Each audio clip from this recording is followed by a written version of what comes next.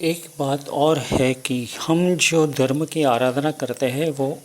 श्री वितराग परमात्मा की आज्ञा के अनुसार करते हैं, किसी और की आज्ञा के अनुसार नहीं करते। मगर ये बात सही है कि अगर शास्त्र विरुद्ध कोई भी बोलते हैं तो उसकी बात को हम मानते नहीं,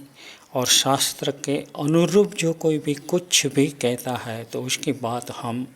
स्वीकार्य कर लेते हैं और उनके अनुसार वर्तन भी करते हैं। मगर ये जो वैज्ञानिकों की बात है वो स्वीकारने योग्य इसलिए नहीं है कि जब हमारे श्री तीर्थंकर परमात्मा ने ऐसा कहा हो कि खाखरा 15 दिन के ऊपर अगर रह गया तो उसमें जीवोत्पत्ति हो जाती है, तो हमें कोई भी जीवों की उत्पत्ति होने में निमित्त नहीं बनना है। ऐसा कहकर जब हमको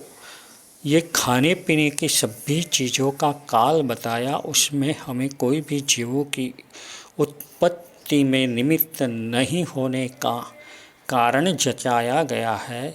तो फिर ये दूध में मेड़वन डालने से बैक्टीरिया उत्पन्न होगा और उसके बाद वो सब मर जाएंगे, ये बात श्री तीर्थंकर परमात्मा ने कहीं ना कहीं तो बताई होगी। भले ही बैक्टीरिया नाम नहीं, मगर दूसरे कोई भी जीवों की उत्पत्ति होती है ऐसी बात तो हमारे में बताई होगी। दूसरी बात कि श्री तीर्थंकर परमात्मा ने ऐसा कहा है कि बेइंद्रिय आदि से लेकर के पंचेंद्रिय तक की जीवों का जो कलेवर है वो कलेवर वाली चीज़ साधु साध्वी जी भगवंतों और गृहस्थों नहीं वापर सकते। इसी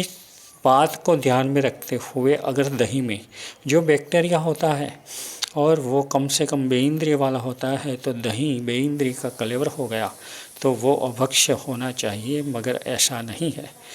इसलिए भी वो दही अभक्ष्य नहीं बनता है। तो हमें खास ख्याल रखना है। फिर भी ये जो वीडियो हमने रखा है उसके सामने भी अभी किसी को भी कुछ भी पूछना है तो सभी विकल्प खुले हैं और उनकी बात भी यहाँ पर आगे बताने में आएगी।